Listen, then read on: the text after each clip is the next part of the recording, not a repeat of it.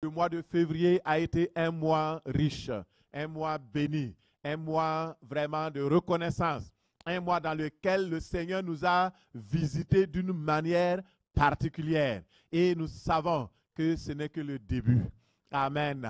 Le mois de janvier, nous avons reçu la clé, la foi dans le Seigneur. Et lorsque vous avez la foi, tout est possible. Et on a ajouté à la foi la délivrance. Et nous avons pris cette deuxième clé. Et c'est un fruit mûr, prêt à consommer. Alléluia. Et troisième mois. Alléluia. Le troisième mois, c'est un mois intéressant. Un mois des héros et des héroïnes courageux et courageuses qui accomplissent des exploits remarquables. On acclame le Seigneur.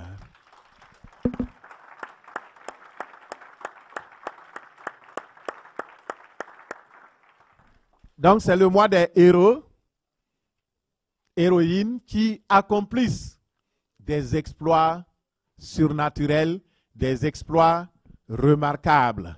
Alléluia. Nous avons des héros dans cette salle.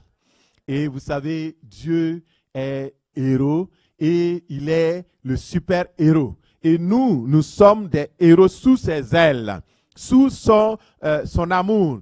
Et nous bénissons le Seigneur. Gloire à Dieu. Héros, héroïne. Alléluia. Vous savez, la parole de Dieu dit qu'il y a une saison, il y a un temps pour toutes choses, une saison pour tout ce qui se passe sur la terre, sous le soleil. Et actuellement, il faut discerner le temps qui se passe. C'est très important pour être dans la dimension de Dieu, dans la vision de Dieu, discerner le temps. Et le Seigneur, il nous dit que le mois de mars, c'est la saison des héros qui se déploient, qui vont aller pour exceller, des héroïnes qui vont se lever pour faire des exploits surnaturels. Bon, quand ça dit comme ça, tu te demandes, moi, est-ce que je peux faire un exploit? Je n'arrive même pas à tuer une mouche ni une fourmi. Je n'arrive même pas à ramasser bien une aiguille. Avec mon état, est-ce que c'est possible? Oui, c'est possible. Alléluia. Parce que ce n'est pas toi, parce que ce n'est pas moi, parce que ce n'est pas nous, mais avec Dieu. Lorsque vous avez Dieu avec vous, tout est possible. Il ne faut pas vous négliger. Parce que vous négligez, c'est négliger le Dieu qui est en vous, qui peut opérer au travers de vous. Et le Seigneur m'a dit, vous avez été délivrés pour entrer dans une nouvelle saison, la saison des exploits surnaturels.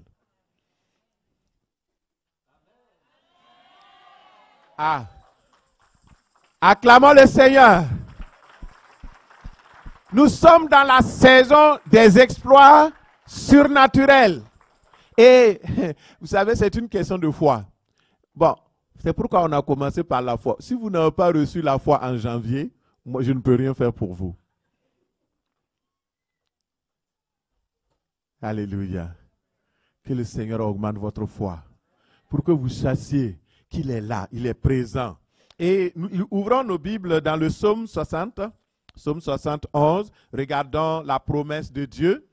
Et au moins, si tu n'as pas la foi, crois la parole. La promesse de Dieu est là pour toi, ma soeur, mon frère. Et cette promesse-là, dans le psaume 60, verset 11, dit, psaume 60, verset 11 et 12, nous lisons, « Donne-nous du secours contre la détresse. Le secours de l'homme n'est que vanité. Avec Dieu, nous ferons des exploits. Il écrasera nos ennemis. » Est-ce que la promesse, c'est pour seulement les pasteurs? On a dit, avec Dieu, les pasteurs feront des exploits. C'est ce qui est écrit. Tous les enfants de Dieu. Avec Dieu, nous ferons des exploits.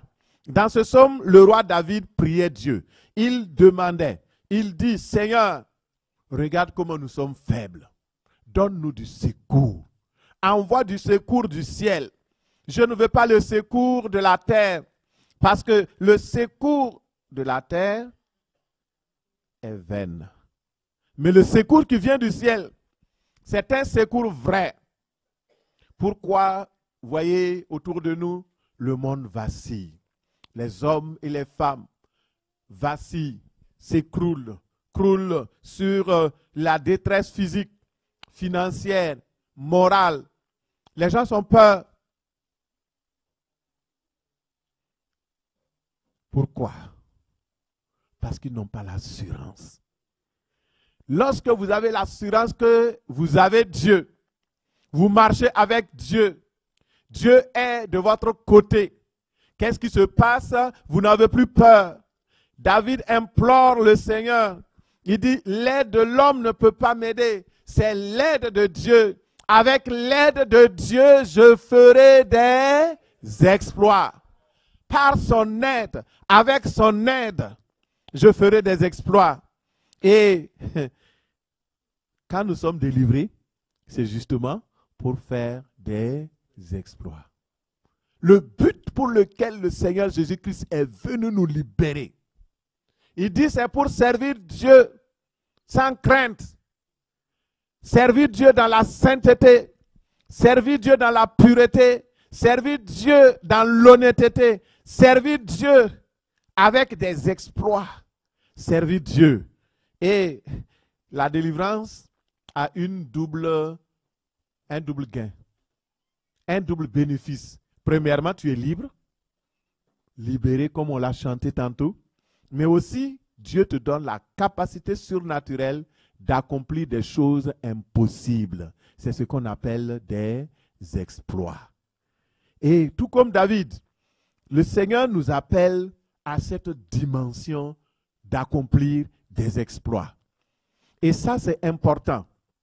Et la saison des exploits remarquables. Dans Juge 14, verset 5, nous lisons « Qu'est-ce qu'un exploit, mon frère, ma soeur ?» Nous allons prendre un exemple pour illustrer ce que c'est qu'un exploit.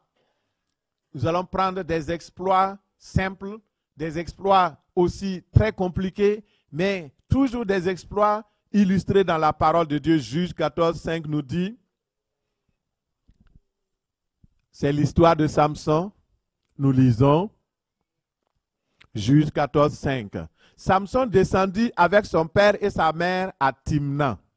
Lorsqu'ils arrivèrent aux vignes de Timna, voici un jeune lion rugissant vient à sa rencontre. L'esprit de l'Éternel saisit Samson et sans avoir rien à la main, Samson déchira le lion comme on déchire un chevreau. Alléluia. Voici un exemple d'exploit surnaturel. Samson, c'est un homme de Dieu. Il a été choisi par Dieu, mis à part dans une famille pour commencer la délivrance du peuple de Dieu. Nous sommes dans le livre des Juges et à l'époque, le peuple était dominé par les Philistins qui les avaient asservis. Ils étaient dans la peur et ce peuple-là était comme esclave. Ils ne pouvaient pas lever le seul doigt. Mais Dieu a suscité un libérateur. Et ce libérateur s'appelle Samson. Samson va à Timna. Et je vais vous révéler un secret. Timna, ça veut dire l'espace réservé. Timna veut dire la propriété qui t'est assignée par Dieu. C'est ce que ça signifie en hébreu. Timna. Et c'est le lieu que tu dois posséder. Et voilà que le peuple de Dieu était dépossédé de leur territoire de destinée, de leur territoire, de leur propriété, de leur possession, et ils ne pouvaient même pas arriver là-bas. Et lorsque Samson arrive à Timna, vous savez, Timna c'est sa propriété, hein? C'est comme vous avez bâti une maison, et puis Je ne sais pas, il y a quelqu'un qui vient prendre la maison parce que vous êtes sorti pour aller faire de l'épicerie et il dit, tu ne rentres pas ici. Imaginez ce que ça veut dire. C'est votre propriété. Et là, Samson est accueilli par un lion. On dit c'est un jeune lion. Les Philistins ne sont même pas sortis. Hein? C'est un lion qui est sorti pour le dévorer. Est-ce que c'est un lion normal? Ce n'est pas un lion normal. La Bible dit que le diable rôde comme un lion rugissant. Il cherche qui il va dévorer. Et c'est déjà cette image de ce lion, ce jeune lion qui est sorti pour rencontrer Samson, pour dire, il faut que je te dévore.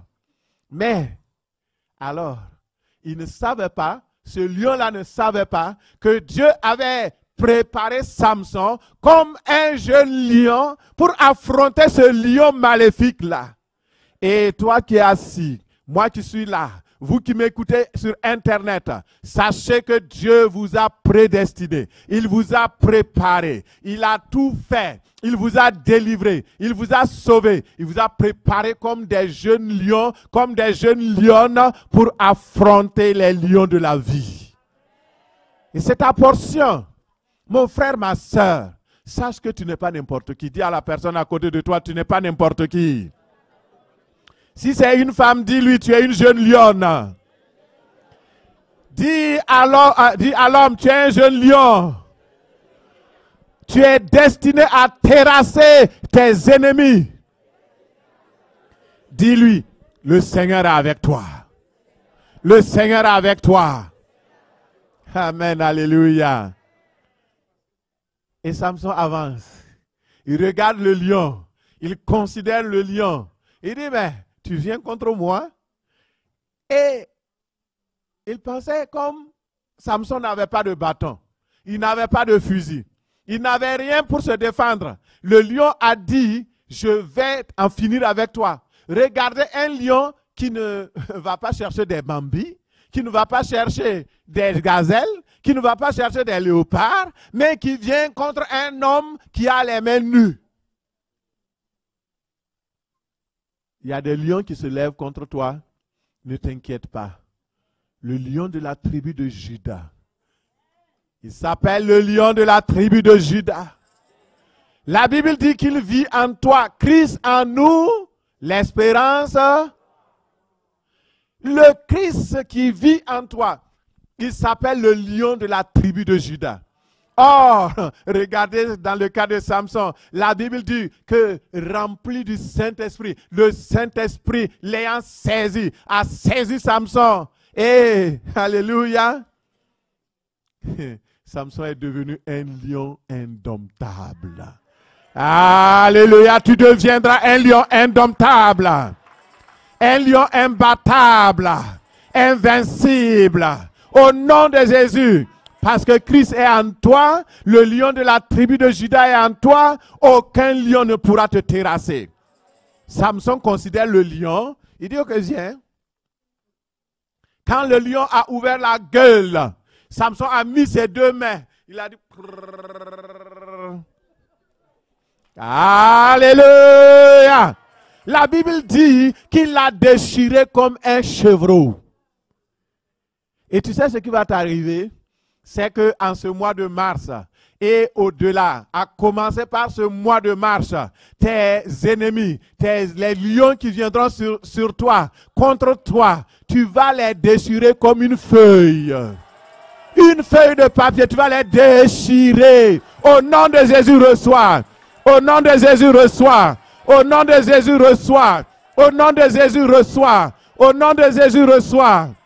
Parce que Dieu est avec eux pour accomplir les exploits. C'est avec lui. Ce n'est pas par ta force. Mais regardez, on n'a pas dit que Samson, par sa force physique, a pu faire. On dit il a été revêtu du Saint-Esprit. Le Saint-Esprit sur lui a opéré au travers de Samson. Simplement. Alléluia. Gloire à Dieu. Merci Seigneur. L'Esprit de l'Éternel saisit Samson. J'aime ça. Et je prie au nom du Seigneur Jésus ce matin. Écoute très bien et reçois la prière. Au nom du Seigneur Jésus, je prie que tout lion, qu'il soit jeune, vieux, quelle que soit sa nature, qui vient contre toi, soit maintenant paralysé au nom de Jésus. Les lions qui se lèvent contre ta famille soient paralysés au nom puissant de Jésus. Je prie que l'Esprit de l'Éternel se saisisse de toi à partir d'aujourd'hui et te donne la capacité surnaturelle de déchirer les lions maléfiques comme un chevreau, comme une feuille, au nom puissant de Jésus.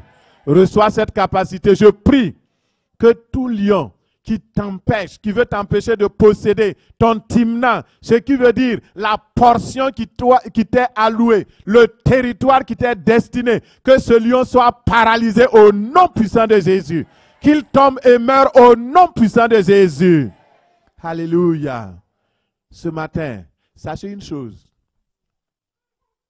Dieu, ce qu'il veut simplement, c'est notre collaboration. C'est que nous coopérons avec lui. Et le reste, c'est lui qui fait. Les mains normales d'un homme ne peuvent pas déchirer un lion comme un chevreau.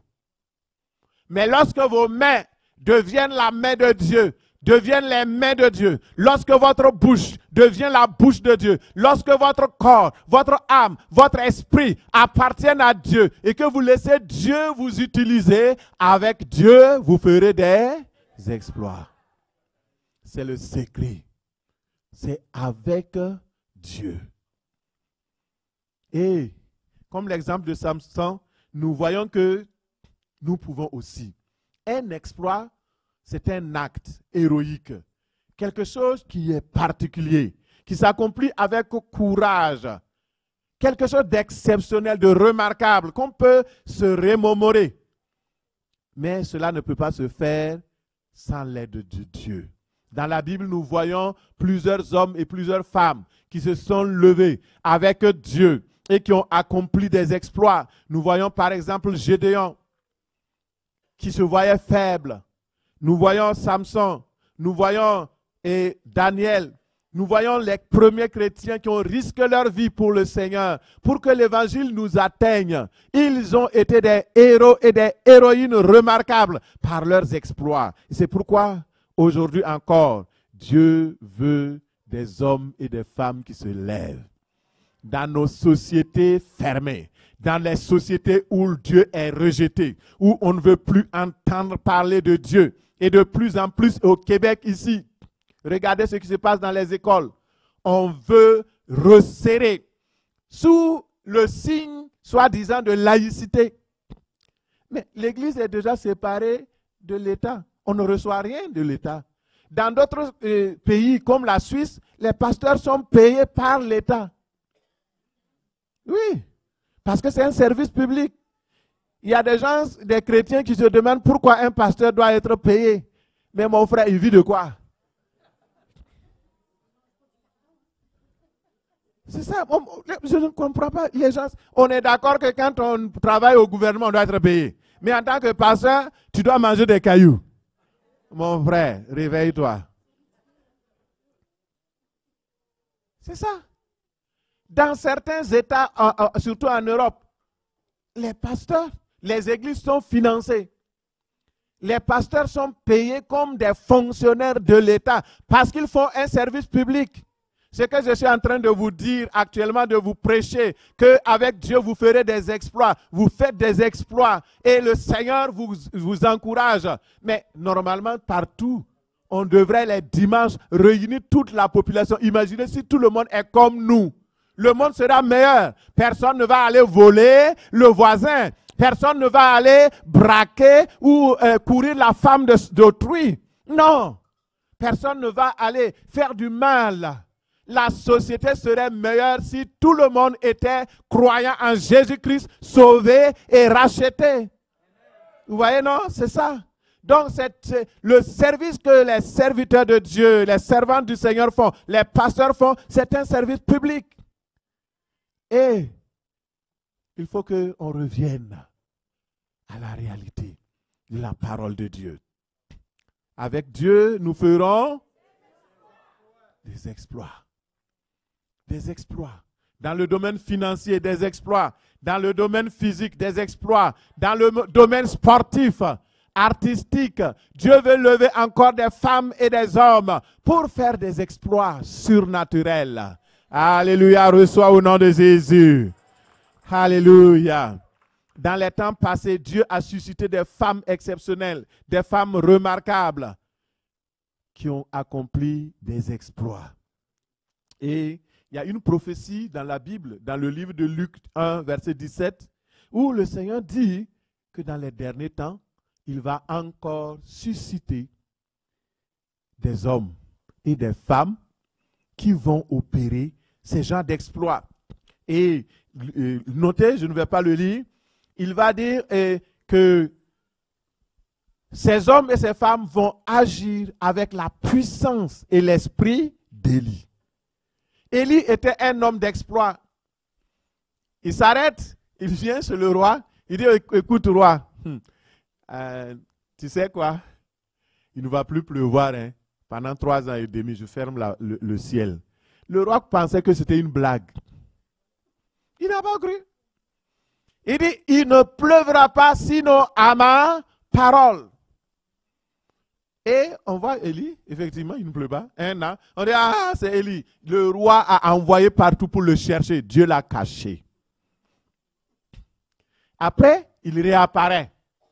Et il convoque les prophètes menteurs, mensongers, qui avaient dit que c'est leur Dieu qui pouvait faire pleuvoir et qui pouvait faire venir la nourriture et les provisions. Il dit, venez, venez, on va faire un culte.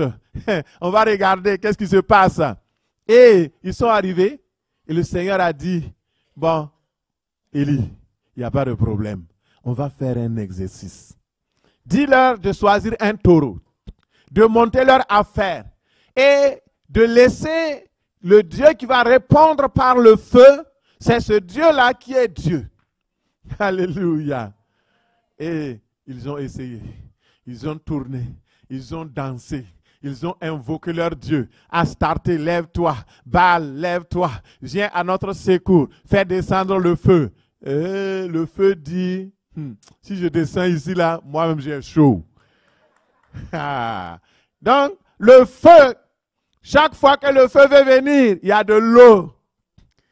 On dit, oh, bon, ok, bye bye, Astarté. Tu sais bien que tu n'es pas Dieu. Pourquoi tu m'invoques?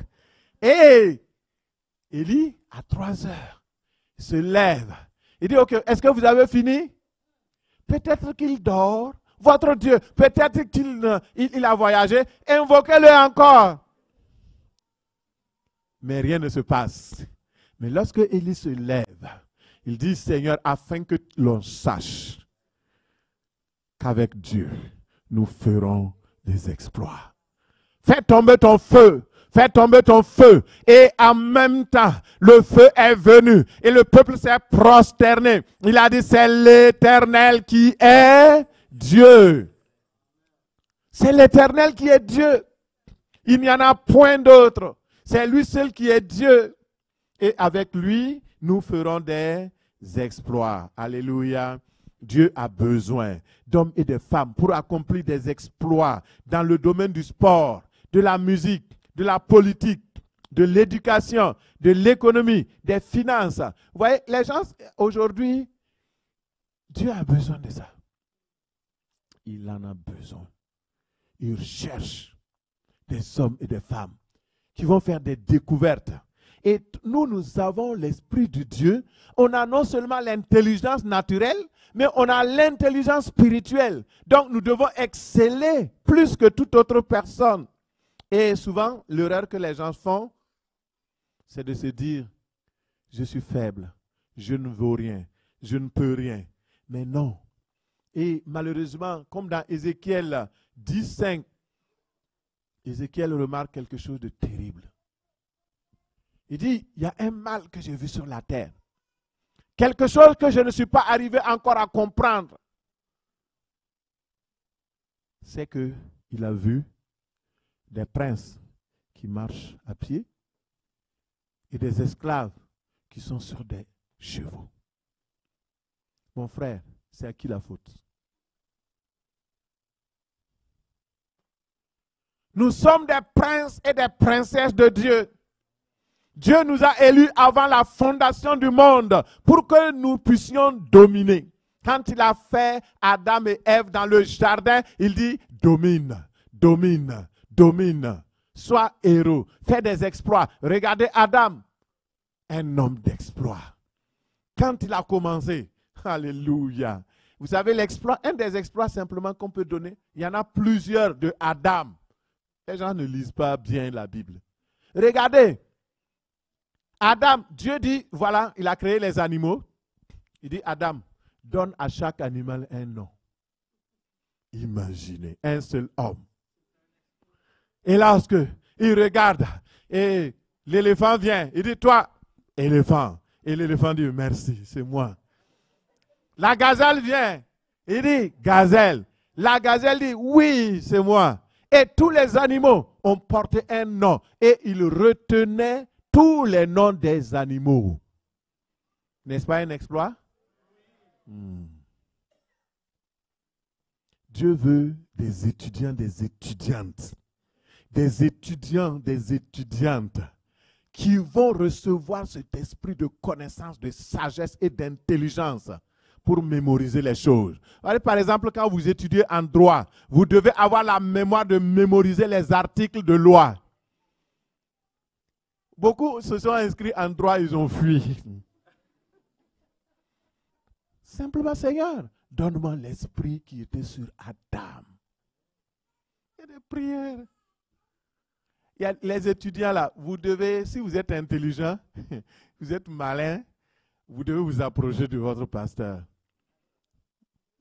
D'abord, vous avez la grâce qu'il est votre pasteur, il est professeur à l'université, il a enseigné en pédagogie. Il y a des choses, des petits secrets qu'il peut vous donner.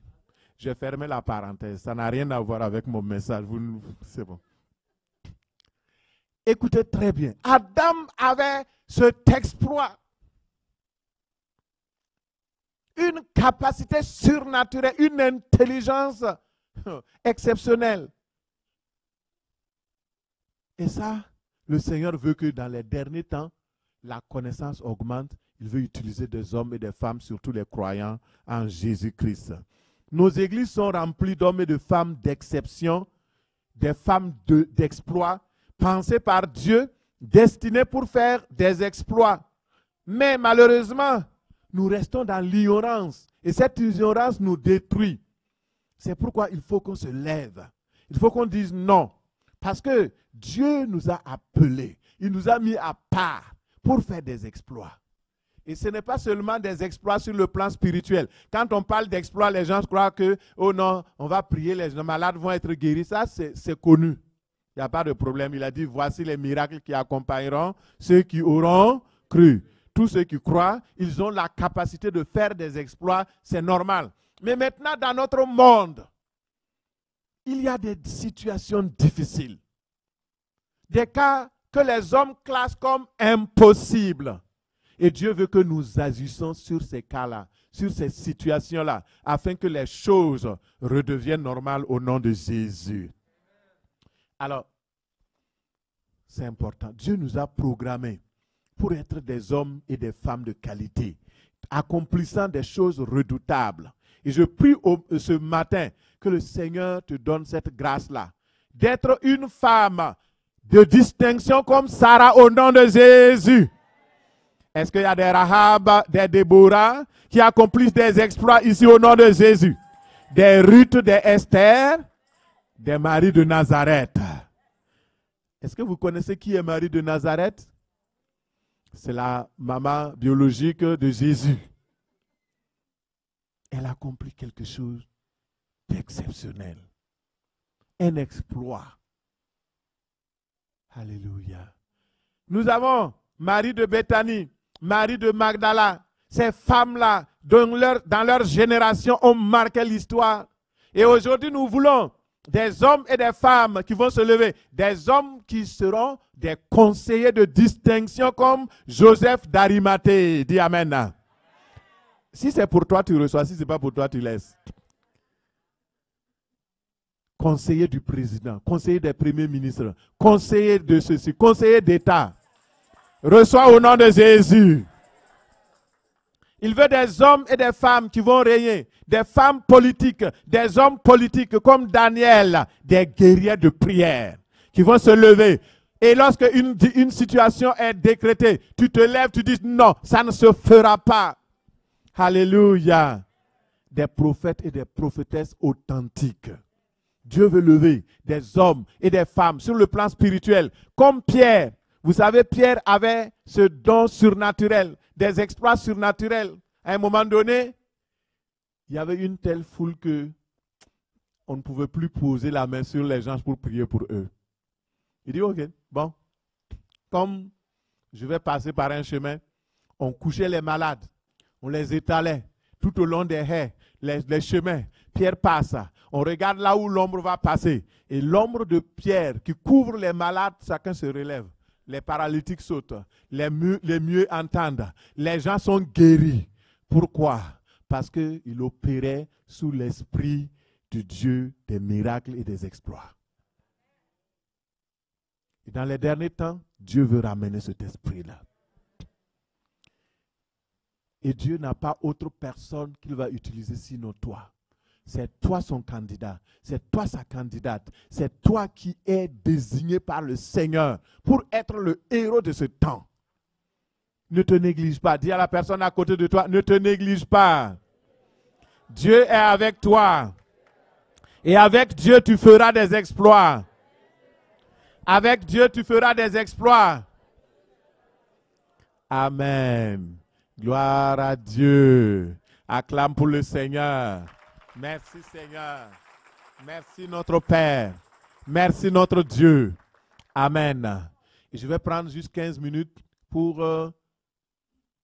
vous donner une première clé. Comment réaliser des exploits surnaturels. Nous allons regarder le Dieu des exploits surnaturels. Qui est-il? De quoi avons-nous besoin pour entrer dans la dimension des personnes, femmes, hommes qui accomplissent des exploits? De quoi avons-nous besoin? Là, écrivez, vous écrivez rapidement, les trois piliers, les trois choses importantes pour devenir des hommes et des femmes qui accomplissent des exploits surnaturels. La première chose, c'est connaître Dieu. Connaître le Dieu des exploits. Si tu le connais, alors c'est plus facile. Deuxième chose, se fortifier dans la foi. Nous avons déjà reçu la clé de la foi. Maintenant, ce qu'on demande, c'est d'être affermé dans la foi. Devenir fort dans la foi. Troisième chose, agir avec courage. Souvent, le diable passe par le découragement. Tu as essayé une fois, tu as prié pour quelqu'un, ça n'a pas marché. Tu dis, oh non, je ne prierai plus pour quelqu'un. Non, il faut continuer. Il faut persévérer. Il faut être courageux, courageuse. Et tu vas voir. Peut-être que tu vois Naaman, nous avons vu son histoire. C'est à la 7e fois que son corps est devenu tout clean. Alors, peut-être que c'est à la 7e fois que ton miracle va venir. Ne lâche pas. Ne lâche pas. Ne te décourage pas. Ne te décourage. Ne laisse pas quelqu'un, homme ou femme, te décourager. Non. Ne laisse personne te décourager. Parce que le découragement ne vient pas de Dieu. Le relâchement ne vient pas de Dieu. Le Seigneur dit dans Hébreu, nous ne sommes pas de ceux-là qui relâchent. Nous ne sommes pas de ceux-là. Nous ne sommes pas de ceux qui abandonnent. N'abandonne pas. Alléluia. Prends courage, ma soeur. Prends courage, mon frère. Alors, nous regardons la première condition, connaître Dieu. Connaître Dieu, c'est le premier et le plus grand. Parce que c'est la base. Vous pouvez être courageux, vous pouvez avoir la foi, mais si vous ne connaissez pas le Dieu qui opère les prodiges, les miracles, les exploits, ça ne marchera pas. Mais si vous connaissez le Seigneur et vous avez la foi et vous agissez avec courage, le Seigneur vous donnera de faire des exploits. Qu'est-ce que ça veut dire le mot exploit? Ça veut dire simplement, je dis exploit, connaître Dieu. Nous parlons de la connaissance de Dieu, mon frère, ma soeur.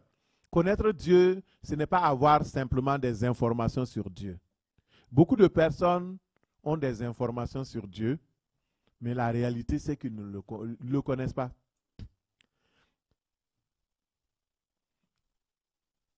Tu peux connaître quelqu'un parce que tu regardes la télé, tu vois son image, mais tu ne l'as jamais rencontré. Tu lui as jamais serré la main. Connaître Dieu est plus que tout ce que nous imaginons. Connaître Dieu dans la dimension pour faire des exploits, c'est le connaître intimement, connaître ses secrets, et cela permet d'aller chercher des clés pour accomplir les miracles, pour accomplir les exploits. L'Éternel, le Dieu des exploits remarquables. C'est lui qu'il faut connaître. Et regardons rapidement dans 1 Chronique 28, verset 9. Nous voyons un homme de Dieu, le même que nous avons pris dans le psaume 60. Et David, il parle maintenant à Salomon. 1 Chronique 28, verset 9. Lisons jusqu'au verset 10. David dit à Salomon, et quand je lisais ce passage, je voulais aller rapidement. Le Seigneur me dit, non, reste là, je vais te parler. Amen. Et il dit, et toi, Salomon, mon fils, connais le Dieu de ton père et sers-le d'un cœur dévoué et d'une âme bien disposée. Car l'Éternel sonde tous les cœurs et pénètre tous les desseins et toutes les pensées. Si tu le cherches, il se laissera trouver par toi. Mais si tu l'abandonnes, il te rejettera pour toujours. Considère maintenant que l'Éternel t'a choisi, afin que tu bâtisses une maison qui serve de sanctuaire. Fortifie-toi et agis. Amen à la parole du Seigneur. Alléluia. Vous voyez, Salomon commence à ressentir que la fin est proche. Il devait quitter la terre pour aller auprès de celui qu'il a. Et je dis Salomon, David, excusez-moi. David, à l'approche de sa mort, il voit qu'il doit maintenant rentrer à la maison. Retrouver celui qu'il a servi avec tant de courage, avec des exploits. Et il donne un conseil sage à Salomon. Il dit, Salomon, écoute, si tu veux réussir, si tu veux être grand, si tu veux que dans la vie, aussi ton nom soit remarquable, que les gens se souviennent de toi, voici premièrement, connais le Dieu de ton Père. Je fais une petite parenthèse. Il n'a pas dit que chacun connaisse le Dieu de son Père. Ça ne veut pas dire d'aller. Maintenant, le pasteur Matthieu, il a dit que chacun doit connaître le Dieu de son Père. Donc, je vais aller faire du vaudou. Non, ce n'est pas ça ce que je dis. Non. On dit de connaître. Donc, David parlait dans une circonstance, dans un contexte précis. Il dit, connais le Dieu de David, l'Éternel, le Dieu qui a soutenu David. Et c'est très important de faire, donc de connaître ce Dieu-là. Amen. Merci Seigneur. David utilise le pronom personnel « toi », la deuxième personne du singulier, pour dire, écoute Salomon, tu es une personne unique. Tu es une personne unique en ton genre. Dieu prend chacun de nous comme une personne unique. Tu n'es pas dans la mêlée. Il dit, le toi désigne la singularité de Salomon. Chacun de nous est singulier aux yeux de Dieu. Dieu te connaît par ton nom. Il te connaît individuellement. Et il te pointe individuellement. Deuxièmement, il dit son nom, Salomon. C'est un titre qui est donné au roi qui va régner dans le futur. Salomon veut dire le roi de paix, le roi de tranquillité. C'est sa fonction royale. Donc, non seulement nous aussi, nous avons une singularité, une identité singulière, chacun pour soi, mais aussi nous avons une fonction royale. En tant que servant du Seigneur, tu fais partie de la famille royale, tu as une fonction royale. C'est pourquoi tu n'es pas n'importe qui. J'insiste pour dire que tu n'es pas n'importe qui. Et surtout, tu n'es pas n'importe quoi. C'est important. Et troisième chose, David l'appelle affectueusement mon fils. Là, c'est la filiation. Le titre de filiation. Dieu appelle ses enfants, il dit, vous êtes maintenant de la famille de Dieu, de la famille du roi des rois, vous êtes des enfants de Dieu. Et par ces trois personnalités de Salomon, David voulait dire à son fils, écoute très bien, Dieu te connaît individuellement, il te connaît, il veut te connaître comme son serviteur, mais aussi, il veut avoir une relation filiale avec toi, une relation d'amour, donc de père à fils. Il dit, connais le Dieu de ton père et sers-le. Autrement dit, connais le Dieu de David, ton père. Qui est le Dieu de David? C'est ce qui nous intéresse aujourd'hui. Nous allons chercher à le connaître. Moi, je cherche à le connaître. Quand on dit, connais le Dieu de David, le Dieu de David, c'est le Dieu des exploits surnaturels. 2 Samuel 7, verset 8 nous dit, « Maintenant, tu diras à mon serviteur David, ainsi parle l'Éternel des armées, je t'ai pris au pâturage derrière les brebis pour que tu fusses chef de mon peuple sur Israël. J'ai été avec toi partout où tu as marché, j'ai exterminé tous tes ennemis devant toi, et j'ai rendu ton nom grand comme le nom des grands qui sont sur la terre. » Amen. Donc nous connaissons le Dieu de David. C'est notre Dieu. Il s'appelle l'Éternel, le Dieu Tout-Puissant. Et souvent, nous l'avons connu sous plusieurs formes. Mais dans la saison du mois de mars, Dieu veut que nous le connaissions sous le rapport du Dieu des exploits surnaturels. C'est tout. On n'a pas dit que les autres mois, tu ne le connaissais pas. Non, on ne dit pas que tu ne le connais pas. Malheureusement, beaucoup se vantent de connaître Dieu, mais ils ne le connaissent pas. Et je suis désolé de vous le dire. Ce n'est pas le temps de votre conversion qui compte devant Dieu. Vous pouvez avoir 60 ans de conversion, mais ne pas connaître Dieu. Vous pouvez même être à l'église jusqu'à l'âge de 90 ans et ne pas connaître Dieu. Malheureusement, c'est la vérité. Ne vous fiez pas. Ah, j'ai 35 ans de conversion. Il y a des gens, pourquoi les gens de 50 ans de mariage divorcent? Parce qu'ils ne se connaissent pas l'un l'autre.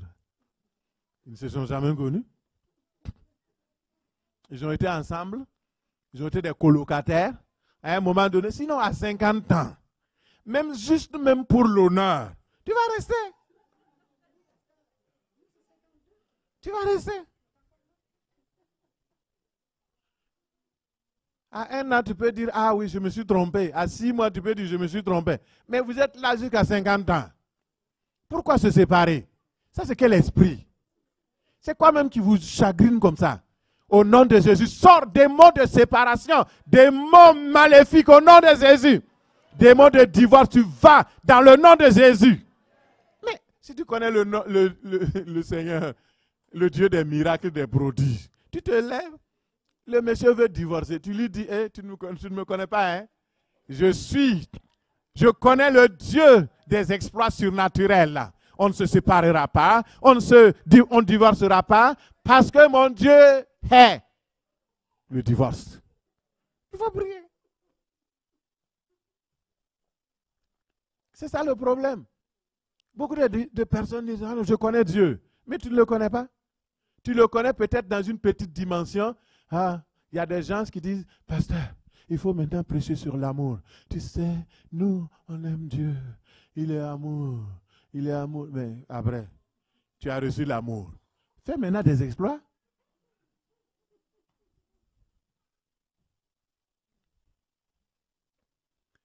Et l'exploit d'avoir l'amour, c'est de communiquer l'amour de Dieu à ceux qui sont perdus pour qu'eux aussi, ils aient l'amour.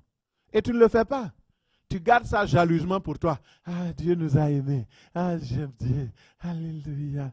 Alléluia. Mais, mon frère, ton voisin, il ne connaît pas le Seigneur. Parle-lui. Alléluia.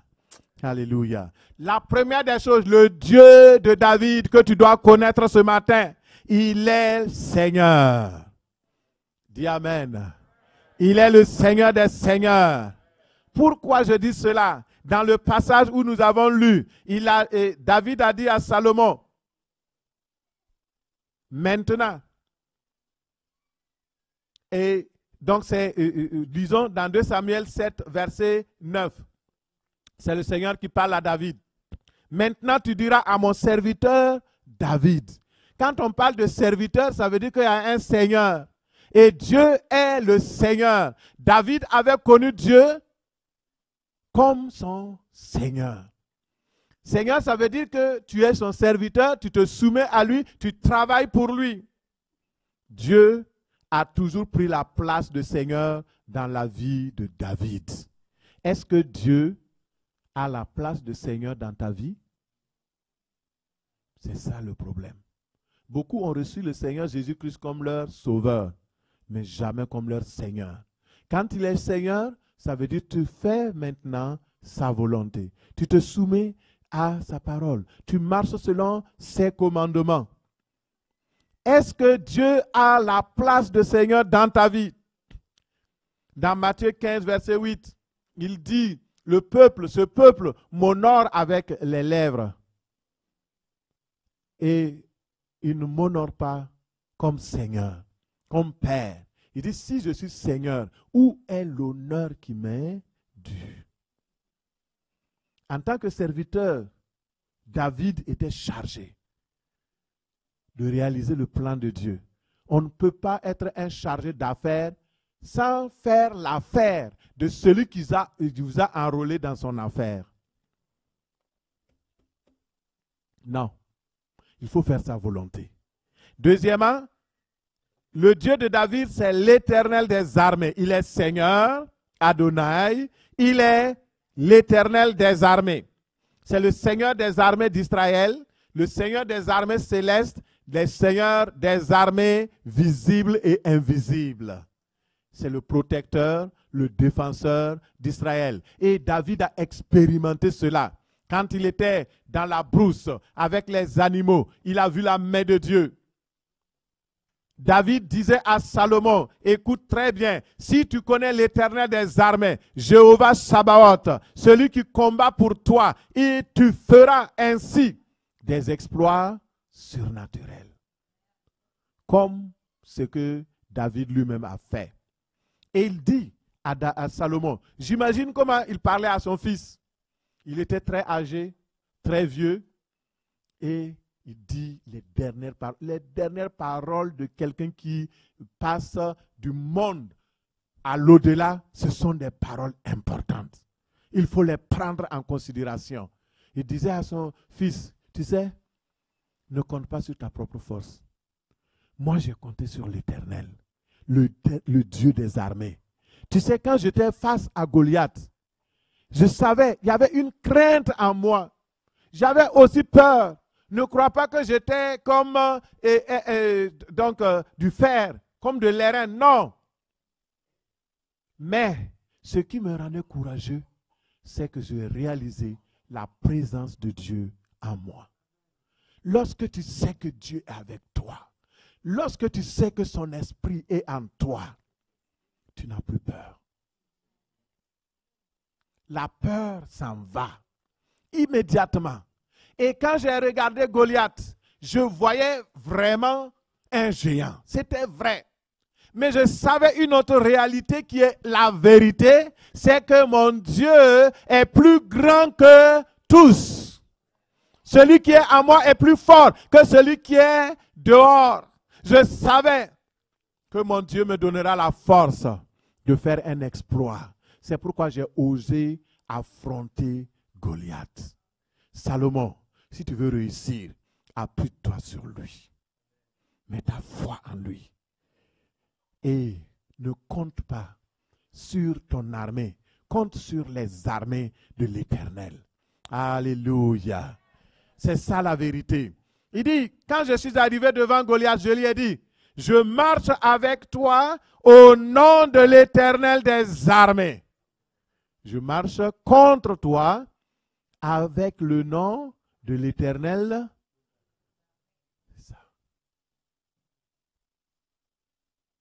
C'est ça qui fait la différence entre ceux qui accomplissent les exploits surnaturels et ceux qui ne le font pas. Il connaissait Dieu en tant que chef de l'armée, chef des armées. Salomon, sache que l'Éternel des armées, c'est avec lui que j'ai accompli toutes les prouesses, les exploits. Troisièmement, qui est l'Éternel des armées, le Dieu des exploits surnaturels? C'est le Dieu qui établit les rois, c'est le faiseur des héros et des héroïnes.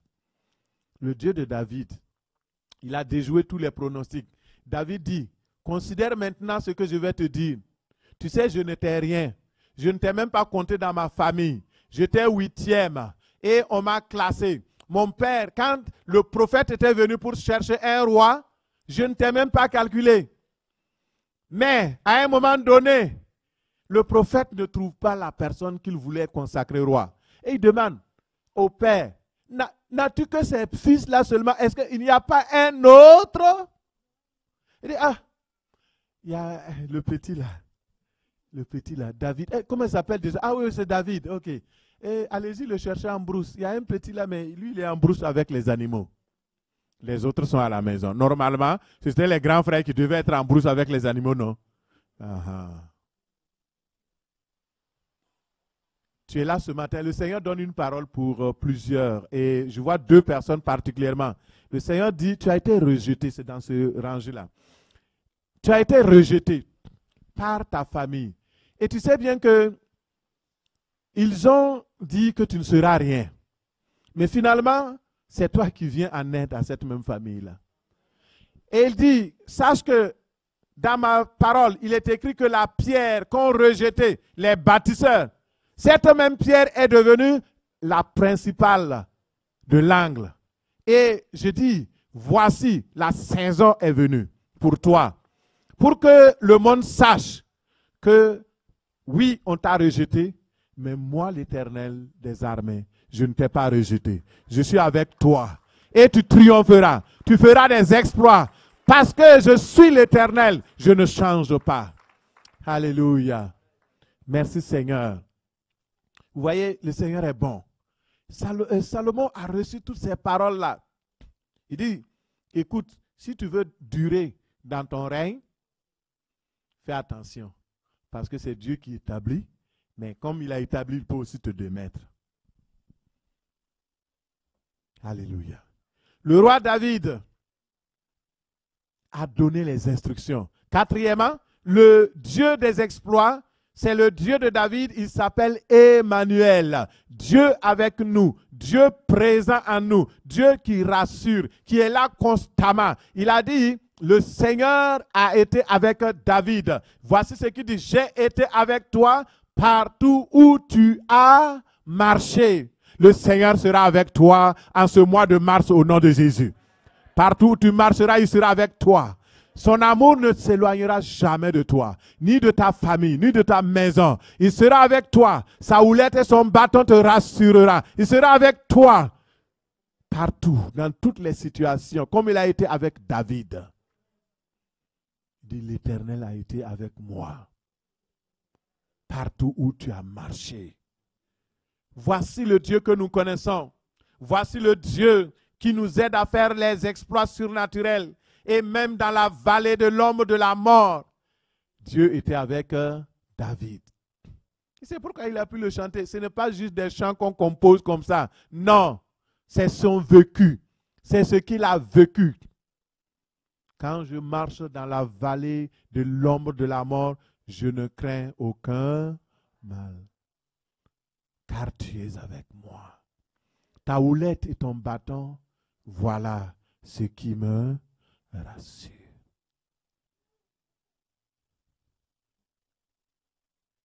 Le Dieu des exploits surnaturels. Cinquièmement, le Dieu de David, c'est le Dieu des exploits dans les combats.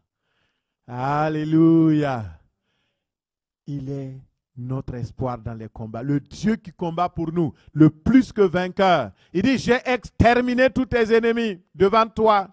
Je t'ai accordé du repos en te délivrant de tous tes ennemis. C'est le Dieu des exploits. Et sixièmement, c'est le Dieu qui rend célèbre. Il dit, j'ai rendu ton nom grand comme le nom des grands qui sont sur la terre. Écoutez, n'allez pas chercher la célébrité ailleurs. Dieu seul est celui qui élève. Il est aussi celui qui abaisse. Si les hommes t'élèvent aujourd'hui, demain s'ils ne sont pas avec toi, ils vont te faire chuter. Mais Dieu, quand il t'élève, il te soutient. Il est avec toi. Il ne t'abandonnera pas. Alors, je recherche l'élévation de ton Seigneur. Et septièmement, enfin, le Dieu de David, c'est celui qui sonde les cœurs et les reins. Il pénètre les pensées. Il pénètre les desseins. Dans Jérémie 17, verset 10, il dit, moi l'Éternel, j'éprouve le cœur, je sonde les reins pour rendre à chacun selon ses œuvres, selon le fruit de ses œuvres. Et David disait à Salomon, son fils, écoute, Dieu n'est pas seulement celui qui te fait faire des exploits, il n'est pas seulement celui qui donne la renommée, il n'est pas seulement le Dieu qui est ton Seigneur, il est aussi le Dieu de la sainteté, le Dieu qui regarde ton cœur, le Dieu qui visite ton corps, le Dieu qui regarde où tu t'assieds, où tu dors, il te regarde. Il dit, il sonde les cœurs, il sonde les pensées. Tu veux faire des exploits? Sache que ce Dieu des exploits, il veut que tu sois ferme, que tu marches dans une vie consacrée, une vie qui plaît à Dieu, pas de compromis. Beaucoup de personnes sont dans les compromis, les compromissions, et ils veulent faire des exploits. Mon frère, Dieu ne veut pas travailler avec une paille. Non. Avec un roseau. Non. Vous savez que Pierre, Dieu, quand Jésus est venu l'appeler, il dit, Pierre, suis-moi. Pierre était pécheur, mais son nom était Simon. Simon, ça veut dire roseau. Le roseau, vous connaissez, c'est une paille au bord des fleuves, des marais. Et cette feuille-là, cette paille, elle est très faible. Les vents, Pierre était comme donc le roseau, ballotté à tout vent de doctrine. Il n'était pas ferme. C'est pourquoi Jésus est venu lui dire, mais Pierre, tu t'appelles Simon, hein? Il dit, oui, oui, je suis Simon. Il dit, tu ne t'appelleras plus Simon. Désormais, tu vas t'appeler Céphas, ce qui veut dire Pierre. Parce que sur cette pierre, sur la pierre, moi qui suis la pierre angulaire, Jésus-Christ est la pierre. Maintenant, toi, tu es Pierre, tu es Céphas. Sur cette pierre, je bâtirai mon église. Dieu ne veut pas utiliser des pailles pour faire son œuvre. Il ne veut pas utiliser des gens qui ne sont pas, sur lesquels Dieu ne peut pas finalement compter. Parce que, mettons, il t'utilise aujourd'hui, tu fais des miracles, des prodiges. Or, ta vie n'est pas conforme. Comme d'ailleurs Samson. Samson, il avait les grands miracles, mais sa vie ne donnait pas gloire à Dieu. C'est pourquoi David voulait dire à Salomon, écoute mon fils, Dieu que je sers, il sonde les cœurs, il sonde les reins. Parce que David lui-même a expérimenté avec la femme de Beersheba. quand il a fait l'acte d'adultère, Dieu est venu le sonder, il l'a jugé, il a payé déjà. Et il dit, Salomon, sache que ce Dieu que je sers et qui m'a donné les exploits, il ne te donne pas seulement les exploits pour te glorifier, pour que les gens te voient, pour ta renommée. Il est aussi le Dieu qui sonde les reins, sonde les cœurs. Connais ce Dieu-là et tu verras que tu vas faire des exploits surnaturels. Il dit, considère que Dieu t'a choisi. Et lisons pour terminer, on va prendre Osée 6, 3. Il dit là-bas, et je vous exhorte ce matin, connaissons Dieu, cherchons à connaître l'Éternel. Sa venue est aussi certaine que celle de l'aurore. Il viendra pour nous comme la pluie du printemps qui arrose la terre. Nous allons nous lever et nous allons prier avec ce passage-là. Ce matin, c'est ce que le Seigneur m'a donné pour toi. S'il m'avait donné autre chose, je te l'aurais dit. Mais c'est ce qu'il dit.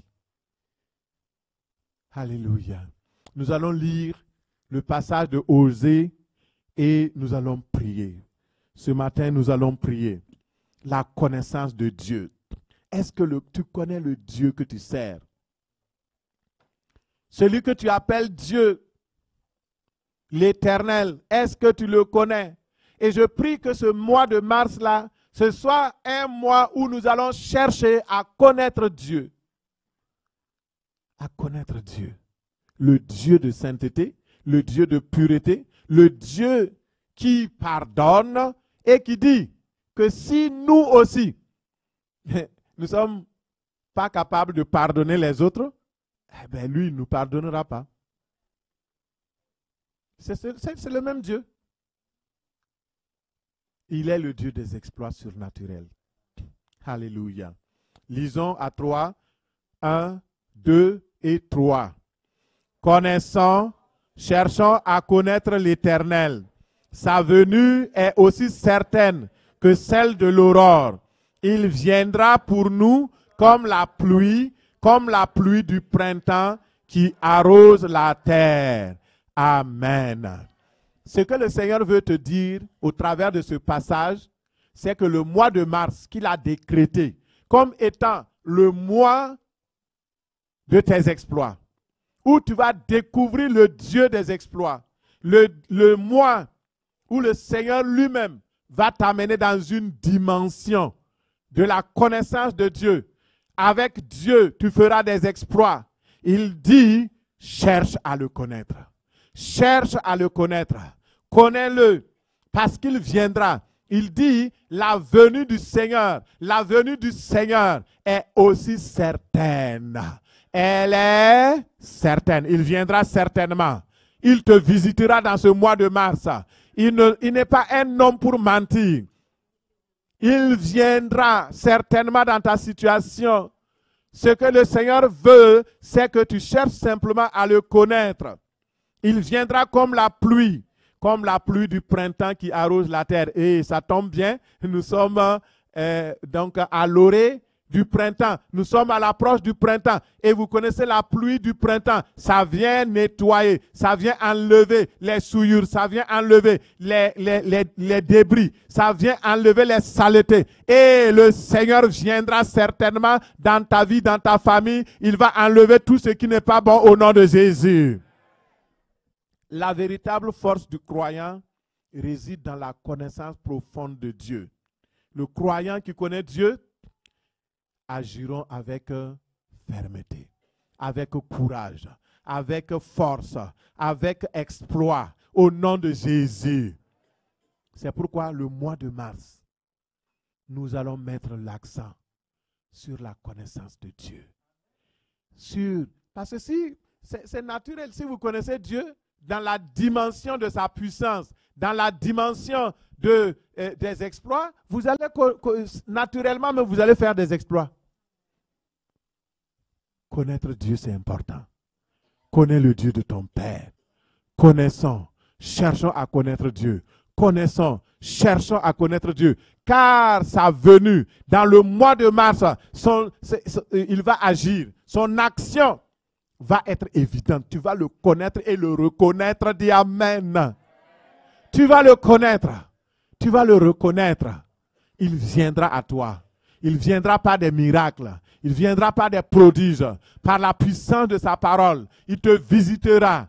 Et tu seras comme un outil entre ses mains pour faire des miracles, des prodiges. Et tu vas te demander, mais est-ce que c'est moi? Tu vas te pincer pour te dire, est-ce que c'est vraiment moi? Oui, c'est toi. Parce que le Dieu qui est avec toi s'appelle le Dieu des exploits surnaturels. Commence à adorer le Seigneur. Bénissons le Seigneur. Élève ta voix. Élève ta voix. Élève ta voix. Élève tes mains vers le Seigneur. Il est présent ici. Il est le Seigneur qui nous visite. Il est celui qui nous amène dans la dimension des exploits surnaturels. Il est le Dieu qui nous amène à faire des choses exceptionnelles. Il est présent. Alléluia. Et nous te bénissons. Nous te célébrons. Nous te magnifions. Nous te glorifions. Nous te bénissons. Parce que tu es bon. Parce que tu es merveilleux. Il n'y a point de Dieu comparable à toi. Il n'y a point de Dieu semblable à toi. Tu es l'alpha et tu es l'oméga. Tu es le Dieu, ô Seigneur, qui nous amène dans des dimensions dans lesquelles nous n'avons même pas imaginé. Parce que tu es le même hier, aujourd'hui et pour toujours. Nous te rendons tout l'honneur et la gloire au nom de Jésus. Alléluia. Alléluia. Tu vas prier avec moi. Tu vas dire, Seigneur Jésus, merci pour le mois de mars. Je suis dans la joie de savoir qu'avec toi, je ferai des exploits dans ma famille, dans mon travail, dans le ministère, dans mes études, partout dans mes entreprises.